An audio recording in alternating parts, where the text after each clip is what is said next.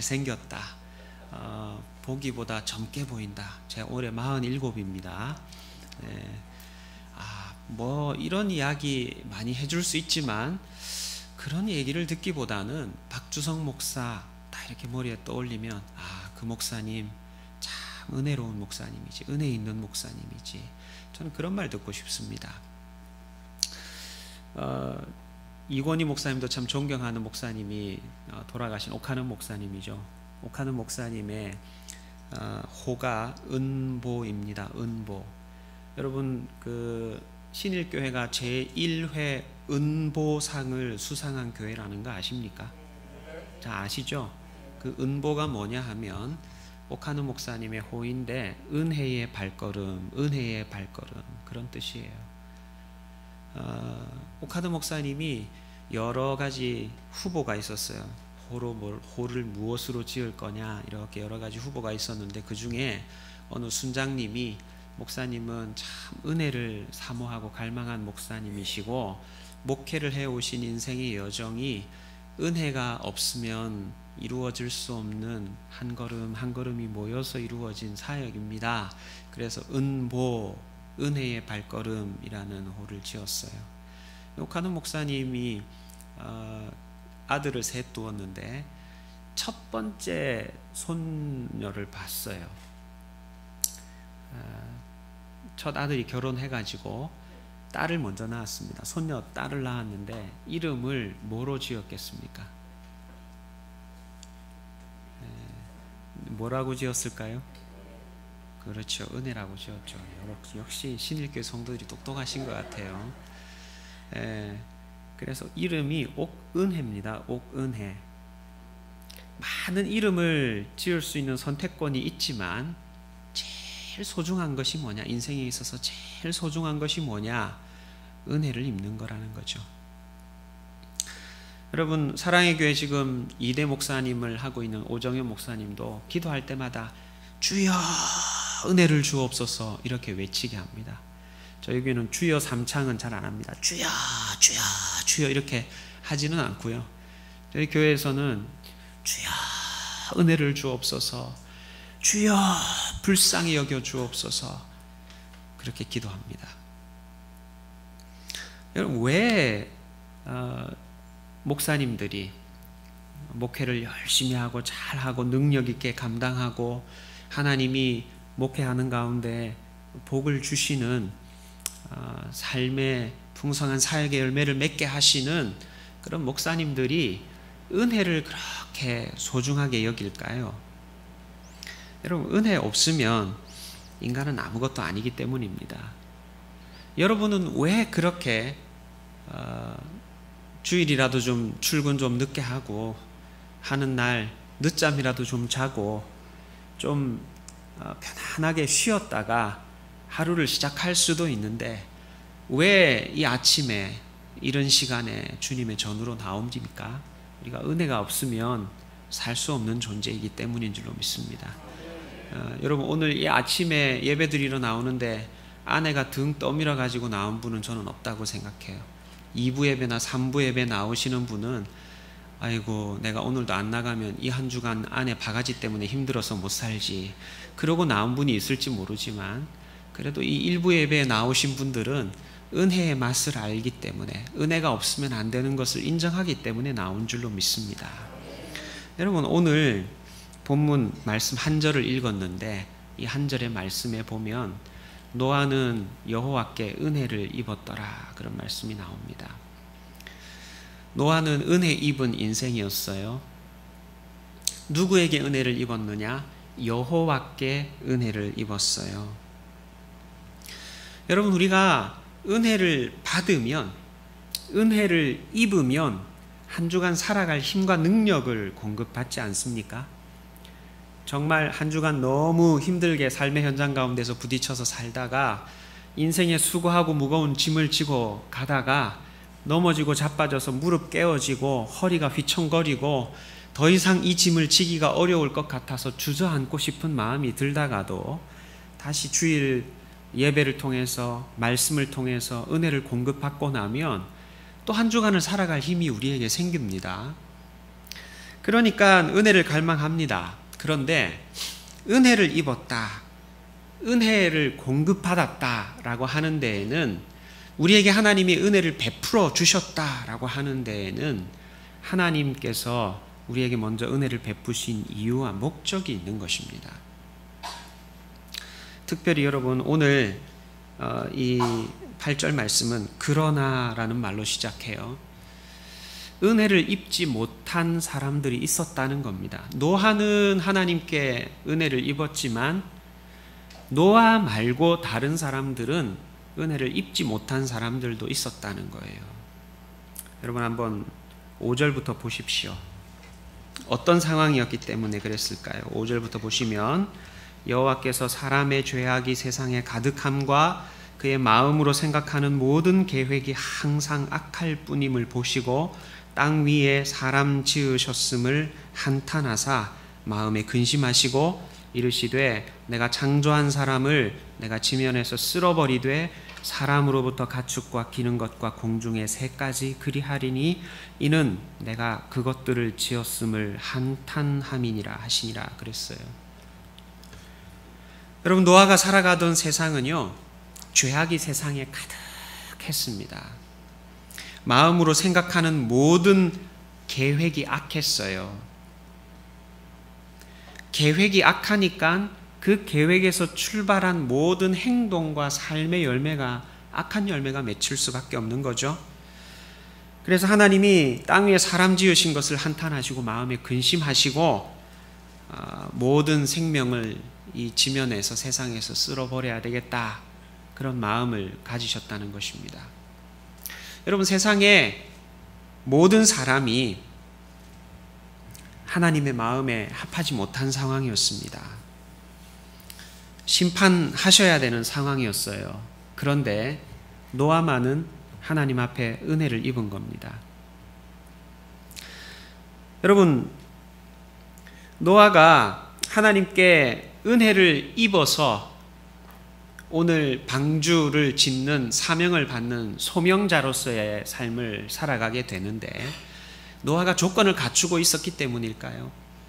노아는 세상의 많은 사람들과 달리 하나님께서 지명하여 부르시고 선택해야 할 만큼 의로웠기 때문에, 조건을 갖추었기 때문에 하나님이 노아를 은혜 입은 자로 부르셨을까요? 아니면 하나님께서 내가 노아에게 긍휼을 베풀어야 하겠다, 노아에게 은혜를 베풀어야 하겠다라는 마음의 작정을 하셨기 때문에 노아에게 은혜를 베풀었을까요? 노아는 은혜 입을 만한 자격과 조건을 갖추었기 때문일까요? 아니면 하나님이 은혜를 베푸시겠다고 마음에 작정하셨기 때문에 은혜를 입게 되었을까요? 작정하셨기 때문이에요. 여러분, 오늘 이 아침에 예배 드리러 주님의 전에 달려 나오신 우리 신일교회 일부 예배에 참여하신 모든 성도님들이 참 하나님께서 귀히 여기셔야 할 분들이십니다. 이 자리로 나오신 것이요, 하나님께서 사랑하셔야 할 조건을 갖춘 분들이십니다. 그런데 절대적으로 100% 하나님 앞에서 무흠한 인간은 없습니다. 저도 이권희 목사님도 신일교회를 섬기고 계시는 직분자들도 하나님 앞에서 100% 은혜 받아야만 할 자격과 조건을 갖추고 있는 사람은 한 사람도 없습니다. 모든 사람이 죄 짓고 모든 사람이 하나님의 영광에 이를 수 없는 조건과 환경 속에 타락해 있는 존재들일 뿐입니다. 하나님이 천에 하나 만에 하나 택하시고 선택하셔서 구원해 주시고 은혜를 베풀어 주셨기 때문에 오늘도 우리가 이 자리에 와 있는 것인 줄로 믿습니다. 할렐루야. 그런데요, 하나님께 은혜를 입고 나면 모두가 다 죄 가운데 죽을 수밖에 없는 존재들이지만 하나님께 은혜를 입고 나면 그 은혜 입은 자들의 삶에는 은혜 입은 자가 맺게 되는 삶의 열매들이 맺히게 되어 있습니다.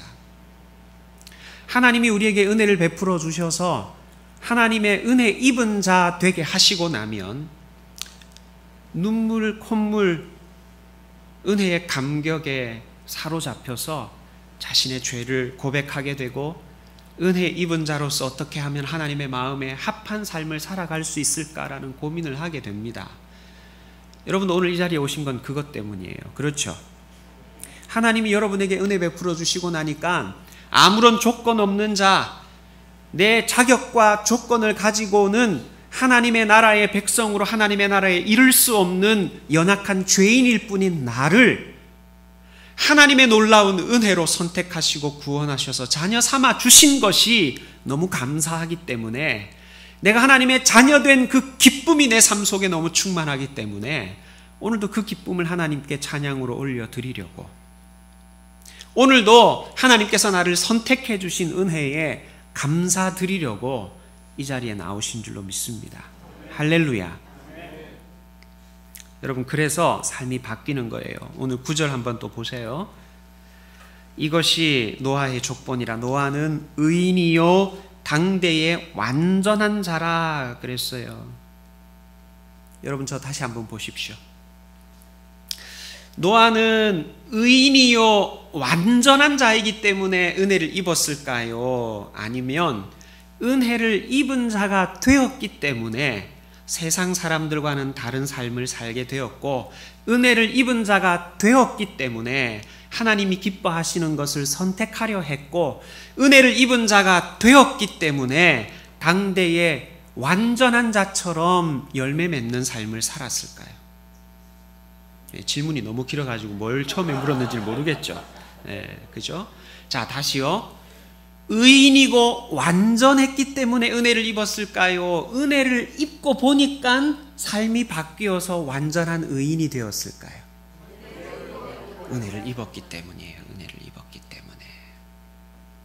여러분, 신일교회 우리 모든 은혜 입은 성도들은 오늘 이 아침에 주님께 나와 예배드리고 있는 우리 모든 신일교회 일부 예배 성도들은 이 세상 2015년이라는 세상을 살아가는 2015년 7월의 한 주간을 살아가는 이 한 주간 동안 당대의 완전한 자들이 되어야 할 줄로 믿습니다.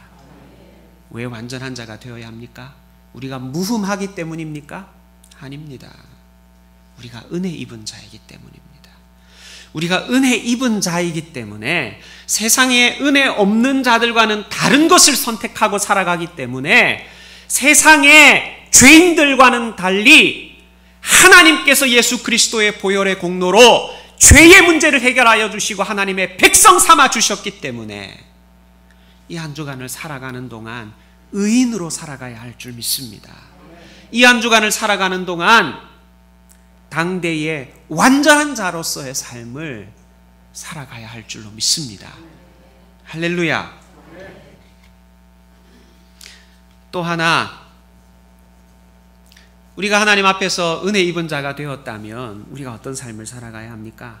은혜를 입은 자가 되었으면 이제 전부 세상의 일은 다 접어버리고 전부 신학교 들어가가지고 선지동산 들어가가지고 하나님이 저 아프리카의 영혼을 구원해라, 그리고 아프리카 선교사로 보내시는 곳으로 아골골짝 빈들에도 복음 들고 달려가야만 합니까?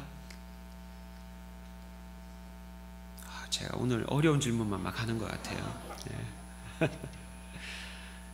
은혜를 입었으면 일상적으로 살아가야 할 자연인의 삶 다 접어버리고 교회 나와가지고 무릎 꿇고 성경 읽고 말씀 듣고 성경방에서 열심히 성경만 공부하고 그렇게 살아가야만 하는 것일까요? 아닙니다. 우리 이권희 목사님 참 말씀을 잘 가르치신 것 같아요. 아닙니다. 아니에요. 오늘 보세요. 은혜를 입은 노아가 어떻게 살아갑니까? 9절 보시면 9절 뒷부분에 그는 하나님과 동행했어요. 하나님과 동행했습니다만 동행하면서 삶의 모든 문제를 접어버리고 세상적이다라고 볼 수 있는 일들은 다 포기하고 끊어버리고 하나님과 동행하는 삶만을 살아갔느냐? 그게 아니라 10절에 보면 세 아들을 낳았으니 셈과 함과 야벳이라 그랬어요. 아들 낳고 자녀를 낳아 기르는 일도 감당을 했어요. 바울처럼 혼자 살면서 하나님의 복음을 위해서 땅 끝까지 이르러 내가 복음 증거하는 전도자가 되겠다, 선교사가 되겠다, 내가 은혜 입은 자가 되었으니까 내 삶을 온전히 송두리째 거룩한 일들을 위하여서만 구별해 드리겠다. 그렇게 해서 거룩한 일과 세속적인 일을 구분하고 인간적인 일을 구분하고 하나님의 나라의 일만을 위해서 헌신하겠다. 그렇게 노아가 살지 않잖아요.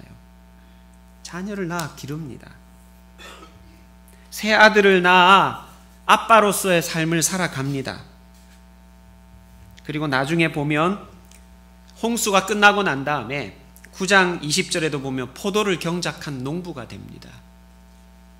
생계를 감당해 나가는 직업 전선에서 일 예배의 현장에서 자기가 감당해야 할 일들을 감당을 해 나갔어요. 세상의 일을 다 내다 버리고 방주 짓는 일만, 하나님의 영광을 위하는 일만, 거룩하다고 생각되는 일만, 신학교 들어가서 선교사가 되는 일만 그렇게 붙들고 나간 것이 아니라 은혜를 입은 인생이었지만 자녀를 낳아 양육하는 일, 포도 농사를 짓는 일, 가정의 생계를 책임지는 가장의 역할을 감당하는 일, 은혜를 입은 자이지만 내가 하루하루 자연인으로 살아가야 할 삶의 현장에서 감당해야 할 일들을 감당을 해갔어요. 그러면서 하나님께서 그에게 특별하게 소명으로 허락해 주신 일을 붙듭니다. 그에게 소명으로 허락해 주신 일이 뭡니까? 방주를 만드는 일이었습니다. 여러분 6장 14절에 보면 너는 고페르 나무로 너를 위하여 방주를 만들어라 라고 하면서 설계도를 주십니다. 그 안에 칸들을 만들고 역청을 그 안팎에 칠하라. 내가 만들 방주는 이러하니 그 길이는 300규빗이라. 이 규빗이라는 말은요, 이렇게 손을 딱 꺾어가지고 팔꿈치에서부터 손끝까지, 어른들의 평균 팔꿈치에서 손끝까지의 길이에요. 이게 이제 45cm 전후다. 그래서 40에서 50cm 정도 되는 길이에요. 그래서 여기 15절부터 계속해서 16절까지 방주의 설계도가 나옵니다. 길이가 얼마냐, 너비가 얼마냐, 높이가 얼마냐, 또 창을 어떻게 내어야 되느냐, 몇 층짜리로 지어야 되느냐, 이런 이야기들을 다 해주어요. 여러분, 학자들은 이 정도 크기의 선박은 아마 한 43,000톤 이상을 실을 수 있는 배 규모였을 것이다. 그렇게 이야기를 합니다. 그런데 이 43,000톤 정도 나가는 배의 규모를 어떻게 지었을까요? 수많은 사람들을 동원해 지었을까요? 그렇지 않습니다. 노아와 그의 가족들이 120여 년이라는 오랜 세월을 들여가면서 이 배를 지었어요. 길이가 137m나 되고 너비가 23m나 되고 높이가 14m나 되는 이 엄청난 43,000톤 정도의 규모의 배를 하나님께서 주신 소명으로 받아들이고 방주 짓는 사명을 120년이라고 하는 시간을 투자해서 감당을 해내었던 것입니다. 여러분, 노아가 950세를 살았어요. 950세를 사는 동안에 120년 동안이라는 기간들을 투자해가지고 배 하나를 지었습니다. 여러분, 우리가 평균적으로 지금 한 80세, 70 몇 세 이렇게 살잖아요. 많이 장수하시면 한 95세까지를 삽니다.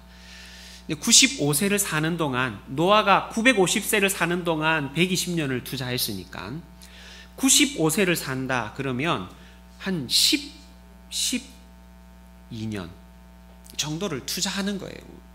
그렇게 투자해가지고 오늘 우리가 살고 있는 평균 수명, 살아가는 장수하는 시기의 생명의 기간, 인생의 기간들을 고려해 보면 우리가 살아가는 동안 한 10년, 12년을 투자해서 하나님이 나보고 특별하게 뭐라고 감당하라고 주셨던 사명을 이루기 위하여 거기에 헌신을 한 삶을 살아간 거예요. 여러분, 열심히 일을 하던 사람이, 농사를 짓고 열심히 삶의 터전에서 돈을 벌던 사람이 어느 날 그것도 저 바닷가에 강가에다가 배를 짓는 게 아니라 산 꼭대기에 올라가 가지고 산에다가 배를 짓기 시작을 합니다. 고페르 나무를 베어오고 낑낑 매면서 다듬어서 배를 만들어 갑니다. 43,000톤짜리 배를. 그냥 한 가족이 유람할 수 있는 배를 만드는 것도 아니고 엄청나게 큰 규모의 배를 만들어 가요. 노아, 저 양반 저 정신 나간 거 아니야? 배를 지으려면 바닷가나 강가에 지어야 될 텐데 왜 저렇게 높은 곳에다가, 저것도 한 가족이 탈 만한 배도 아니고 저렇게 엄청나게 큰 규모의 배를 지을까?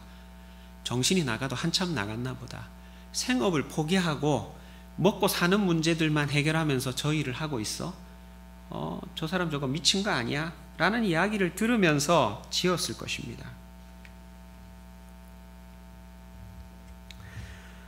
많은 에너지를 쏟아부었어요. 많은 돈을 쏟아부었습니다. 그가 가지고 있었던 전 재산을 쏟아부었을 거예요. 가족들이 먹고 사는 최소한의 경제적인 부분들을 소비하는 것을 제외하고는 모두 다 쏟아부어서 방주를 만드는 일을 감당을 했을 것입니다.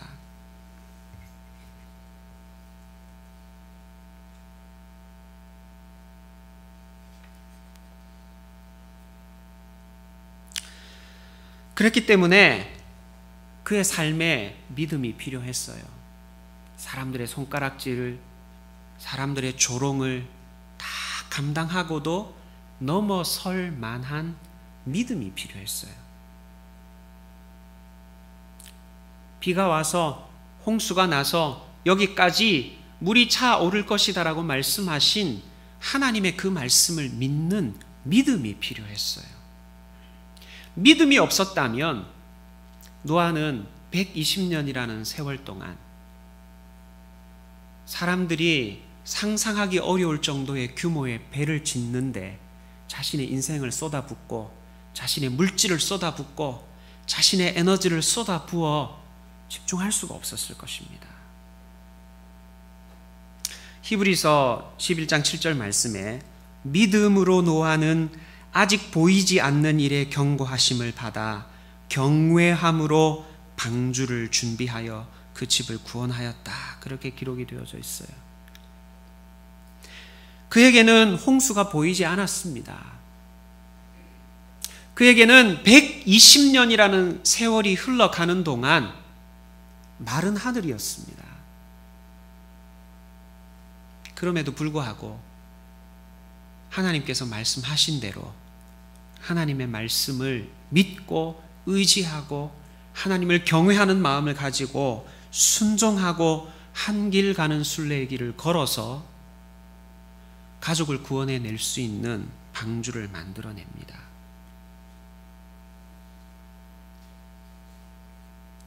여러분, 노아의 삶은요, 이렇게 하나님을 경외하고 하나님을 믿는 삶이었어요. 그랬기 때문에 6장 22절, 창세기 6장 22절에 보면 노아가 그와 같이 하여 하나님이 자기에게 명하신 대로 다 준행하였더라. 그렇게 되어 있어요. 앞에 성경이 나옵니다. 한번 읽어보십시다. 시작. 노아가 그와 같이 하여 하나님이 자기에게 명하신 대로 다 준행하였더라. 그랬어요. 그가 하나님을 믿었기 때문입니다. 하나님을 경외했기 때문입니다. 7장 5절 말씀에 보면 노아가 여호와께서 자기에게 명하신 대로 다 준행하였더라 라는 말씀이 한 번 더 나옵니다. 사랑하는 성도 여러분, 노아는 죄악이 너무나 관영하여서 죄악이 홍수처럼 차올라서 하나님께서 홍수로 쓸어버리시고 땅의 생명을 끊어버리지 아니하시면 그 죄의 흐름을 막아낼 수 없고 끊어낼 수 없다고 판단하셔야 할 만큼 죄악이 관영한 시대를 살았습니다. 여러분, 오늘날 우리들은 어떻습니까? 오늘 우리도 죄악이 관영한 시대를 살아가고 있습니다. 세속주의화 되어가는 그 속도가, 가속도가 붙었어요. 이 세속주의라는 말이 무슨 말이냐면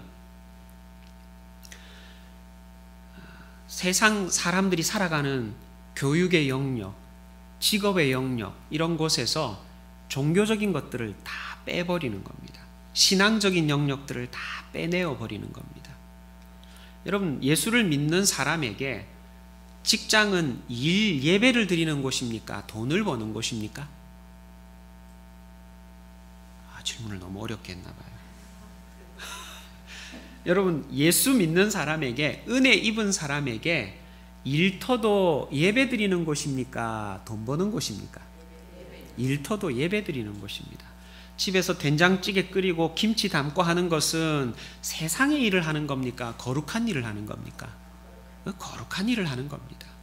하나님이 내게 맡겨주신 사명을 감당하는 거룩한 일을 감당하고 있는 것입니다. 그런데 내가 살아가고 있는 삶의 영역에서, 교육의 영역에서, 일터에서 믿음을 쏙 빼버리는 거예요. 하나님을 쏙 빼버리는 겁니다.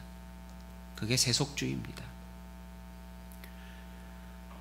여러분, 지금도 직장의 상사가 아침 7시 반에 예배드리러 나가려고 6시부터 일어나가지고 꽃단장하고, 안 바르던 기름도 머리에 바르고 무스도 바르고 안 꺼내 입던 양복도 꺼내 입거나 예배드리고 왔다, 그렇게 말하면 너 정신 나갔냐? 이렇게 말을 할지도 모릅니다. 우리의 삶의 영역에서 하나님을 인정하고 나아가는 부분을 쏙 빼버리고 삶을 바라보기 시작하는 그 흐름이 훨씬 예전보다도 강력해져 가고 있습니다. 세속주의의 흐름이 강해지는 거죠. 하나님이 세워놓으신 원리와 기준들을 삶에서 빼버리기 시작했어요. 여러분, 얼마 전에 미국 52개 주 전체에 동성결혼을 합법화해버렸습니다. 몇몇 주에서만 동성결혼을 허락을 했는데 이제 모든 주에서 동성결혼을 합법화했어요. 여러분, 우리나라는 동성결혼으로부터 자유로울까요? 여러분, 서울시청 앞 광장에서 동성애를 주장하고 동성결혼을 합법화시켜 달라고 하는 사람들이 축제를 열었습니다. 얼마 전에 열었어요. 여러분, 이제 옆집의 며느리를 보는데 총각을 며느리로 보는 날이 올지도 모릅니다. 우리나라에서. 엄마, 저 결혼하겠습니다. 그러고 우리 자녀 중에 누가 남자를 며느리로 보겠다고, 아내로 맞이하겠다고 데리고 오는 날이 올지도 모릅니다. 남의 나라같이 생각하실지 모르지만 우리나라에도 그런 움직임이 다가오고 있습니다. 죄악이 관영해져 가는 거죠. 남자가 남자를 부끄러운 일의 대상으로 삼는 일, 여자가 여자를 부끄러운 일의 대상으로 삼는 일이 이 나라에도 찾아오고 있습니다.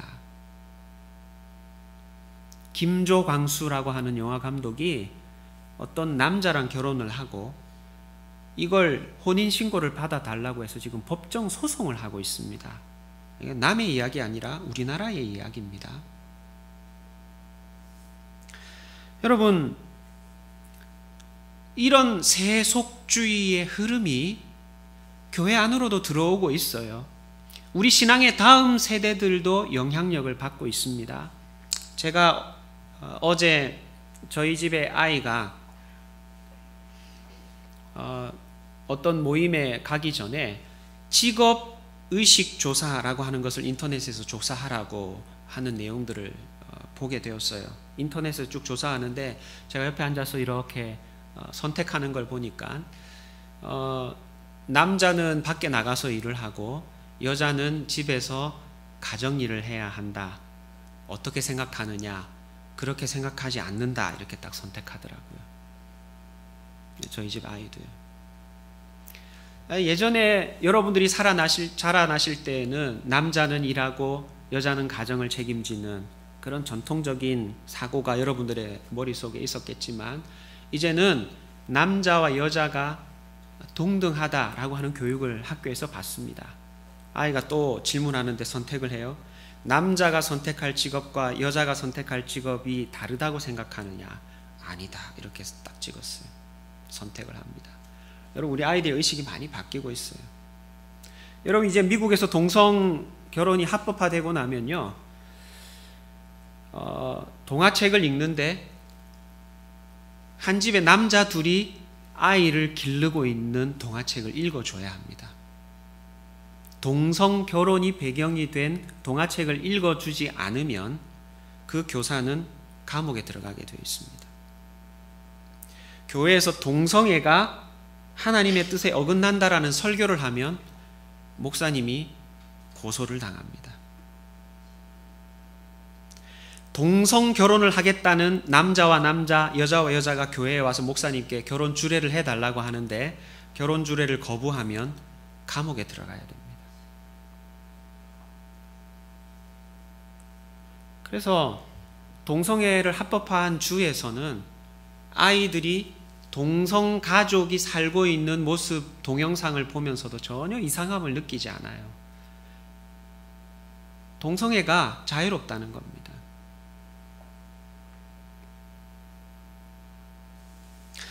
여러분, 우리 다음 세대가 이런 교육을 받고 있어요. 조금씩 의식이 바뀌어져 가고 있습니다.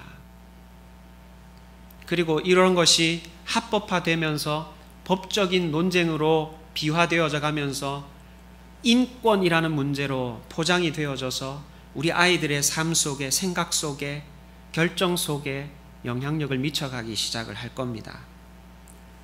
여러분, 한국 기독교 교회에 주일학교가 많은 어려움을 겪고 있어요.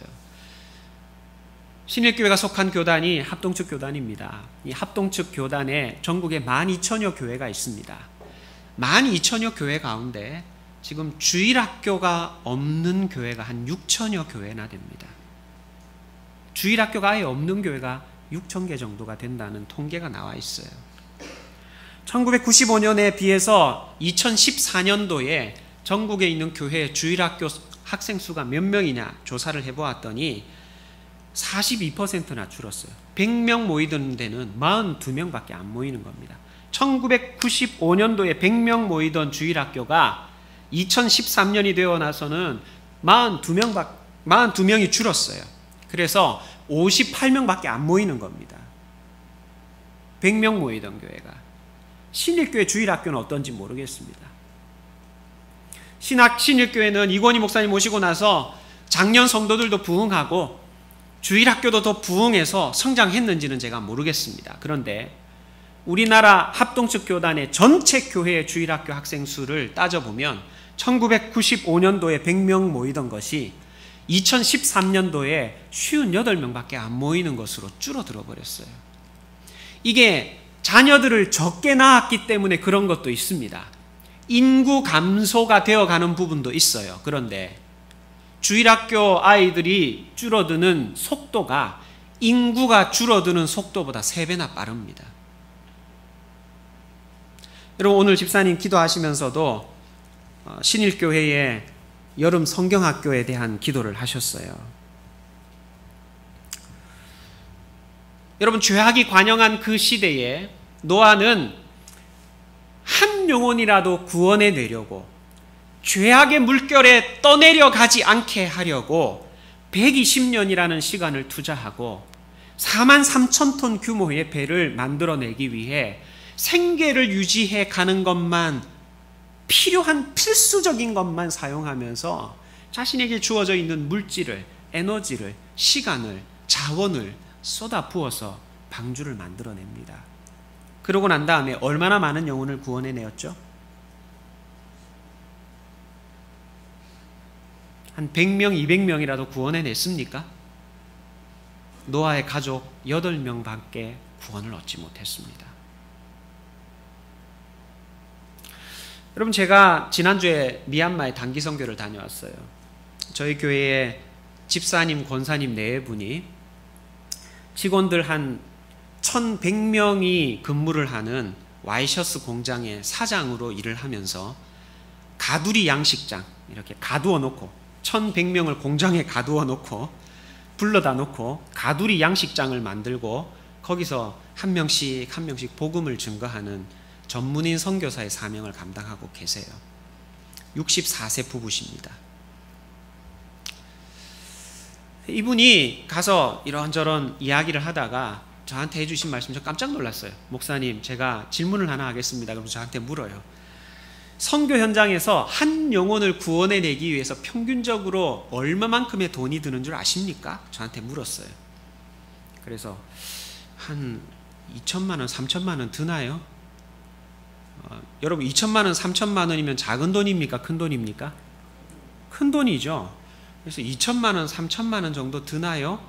제가 그렇게 질문을 했더니 선교사님이 껄껄 웃으시면서 선교 현장에서 학교를 짓고 병원을 짓고 구제 사역을 하고 그러면서 한 영혼을 구원해내기 위해서 투자하는 돈을 다 모아가지고 세례받는 인원으로 전 세계에서 세례받는 인원으로 나누면은 세례받는 사람 한 사람을 얻어내는데 평균 30억이던데 30억 3억도 아니고 한 명 구원해내는데 제가 입이 쫙 벌어졌어요. 깜짝 놀랐습니다. 그렇게 30억을 드리고 나서도 28만 불을 드리고 나서도 한 영혼을 구원해낸다? 그럼 감사한 일이라는 거예요. 제가 회개를 했어요. 선교사님들 보내놓고 몇 명 구원했습니까? 몇 명 부흥했습니까? 이런 거 자꾸 물었는데 이게 이렇게 해야 될 일이 아니구나. 제가 그렇게 고민을 하고 생각을 정리를 다시 해보았습니다. 여러분, 오늘 신일교회의 은혜를 입은 성도들이 노아처럼 하나님께 은혜를 입은 성도들이 95세를 살아간다고 할 때 적어도 10년, 12년, 15년을 투자해서 은혜 입은 사람으로서 하나님께서 먼저 구원하여 하나님과 화목하게 만들어준 사람으로서 일생 동안 우리에게 주어진 사명으로 감당을 해가야 할 일이 있다고 저는 믿습니다. 노아는 평생 동안 하나님께서 주신 은혜 입은 자의 삶을 살며 자녀를 낳아 기르기도 하고 포도농사를 지으며 생계를 책임지기도 했지만 그에게 43,000톤의 방주를 지으라라고 하는 특별한 사명을 주셨을 때에 그 사명을 이루기 위해 자신의 모든 에너지를 쏟아붓고 자원을 쏟아붓는 사명자의 삶을 살아갔습니다. 여러분, 저는 우리 신일교회가 장기간의 계획을 세우고 믿음의 다음 세대를 길러내는 일들을 위하여 에너지를 쏟아 부어야 된다고 생각합니다. 재직회에서 당회에서 의논하면서 여름 성경학교 이 며칠 하는데 뭐 이렇게 재정을 많이 씁니까? 그런 이야기를 해야 되는 것이 아니라 30억을 들여서라도 독산동에 살고 있는 한 영혼을 구원해낼 수만 있다면 우리가 이 일들을 감당해 가야겠습니다. 그렇게 주님께 헌신해야 된다고 믿습니다. 앞으로 계속해서 이 나라 가운데 하나님의 이름을 높여드리는 영광스러운 예배를 드릴 수 있는 영혼들이 이 교회 공동체 가운데 계속하여 세워져 가기를 원하신다면 여러분, 이번 여름 성경학교를 위해서 여러분이 한 끼라도 금식하면서 기도해 주셔야 하는 줄로 믿습니다. 한 번이라도 찾아와가지고 쭈쭈바 몇 개라도 들고 와가지고 우리 아이들 믿음 안에서 잘 자라나도록 도우시고 헌신해 주셔야 할 줄로 믿습니다. 할렐루야. 사랑하는 성도 여러분, 오늘 우리가 읽은 말씀에 세상은 죄악이 관영하여 가지만 세상은 동성 결혼을 허락해 달라고 동성애를 부끄러운 것이 아니라고 겉으로 드러내어 놓고 행진하며 축제를 벌이지만 세상은 점점 더 멸망을 향해 달려가고 있지만 그러나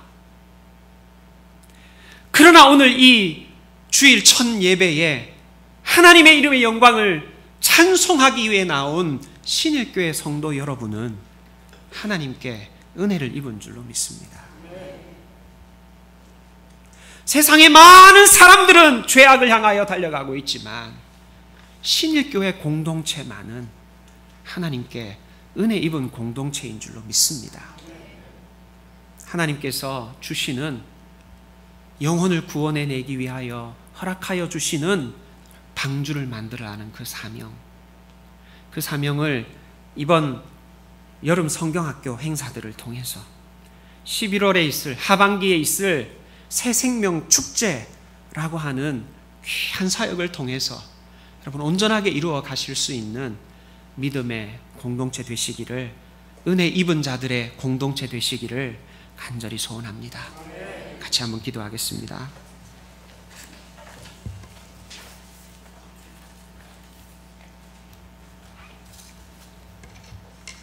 여러분, 우리는 은혜를 입은 자인 줄 믿습니다. 신일교회는 은혜 입은 공동체인 줄 믿습니다. 하나님께서 우리에게 먼저 은혜를 베푸신 이유가 있습니다. 의인 되라고, 하나님 보실 때 의로운 삶을 살아가라고, 2015년 당세에 완전한 자 되라고, 10년, 12년 장기간 에너지를 쏟아붓고 재정을 쏟아붓고 자원을 쏟아부어 이루어야 하는 일이라도 구원의 방주를 만들라고, 그렇게 우리를 은혜 입은 자로 불러주신 줄 믿습니다. 이 한 주간도 은혜 입은 자의 삶을 살게 하여 주옵소서. 이 한 주간도 주일학교, 여름 성경학교를 통해서 구원의 방주에 새 생명 얻는 영혼이 생겨나게 하여 주옵소서. 우리 다 같이 그렇게 간절히 한번 기도하시겠습니다. 하나님 아버지, 감사합니다. 저희가 오늘도 주님 앞에 간절히 기도를 드립니다. 우리 힘과 능력으로는 감당할 수 없는 일이지만 하나님이 우리에게 힘을 주시고 은혜를 베풀어 주시면 은혜 입은 자의 삶을 살게 되는 줄 믿습니다. 내 힘과 능력으로 감당하지 못할 일이지만 주님 우리에게 베푸시는 은혜가 있다면 우리 모두가 여호와 하나님 이 시대에 방주를 만드는 영혼으로 귀하게 쓰임받게 될 줄 믿습니다. 신일교회가 하나님 주신 귀한 사명을 감당하는 자 되게 하여 주옵소서. 하나님, 신일교회가 한 영혼을 구원해내는 구원의 방주가 되게 하여 주옵소서. 신일교회가 한 영혼이라도 하나님의 일꾼으로 세워가는 구원의 방주가 될 수 있도록 하나님 능력으로 역사하시고 인도해 주옵소서. 하나님 아버지, 감사합니다. 우리들에게 한량없는 은혜를 베풀어 주셔서 감사합니다. 죄 많은 세상 가운데에서 나의 죄 때문에, 인간의 원죄 때문에 지옥의 형벌을 받아 마땅했던 저희들을 그리스도의 보혈의 공로로 선택하시고 구원하신 이유와 목적이 있는 줄 믿습니다. 이 땅을 사는 동안 하나님이 보실 때 의로운 인생으로 살아가도록, 당세의 완전한 자로 살아가도록 나에게 주어진 모든 물질과 에너지와 자원과 인생과 시간을 쏟아부어 구원의 방주를 짓는 인생, 소명자의 인생 살아가도록 주께서 저희들에게 은혜를 베풀어 주신 줄 믿습니다. 이 한 주간도 주님과 동행하게 하여 주시고, 이 한 주간도 주께서 우리에게 명령하신 모든 것을 다 지켜 행하게 하여 주시고, 이 한 주간도 신일교회 공동체가 다음 세대를 믿음 가운데 구원해내는 구원의 방주선의 사명을 감당해내게 하여 주시고, 이 한 해도 하나님이 우리에게 허락하여 주신 귀한 생명을 구원해낼 수 있는 믿음의 공동체, 생명의 공동체로서 세워져 갈 수 있도록 인도해 주옵소서. 예수님의 이름으로 기도합니다. 아멘.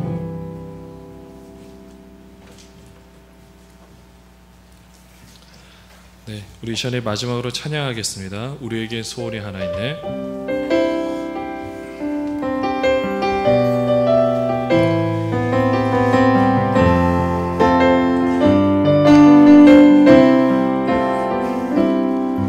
우리에게 소원이 하나 있네. 주님 다시 오실 그날까지 우리 가슴에 새긴 주의 십자가 사랑, 나의 교회를 사랑케 하는 주의 교회를 향한 우리 마음, 희생과 포기와 가난과 고난, 하물며 죽음조차 우리 막을 수 없네.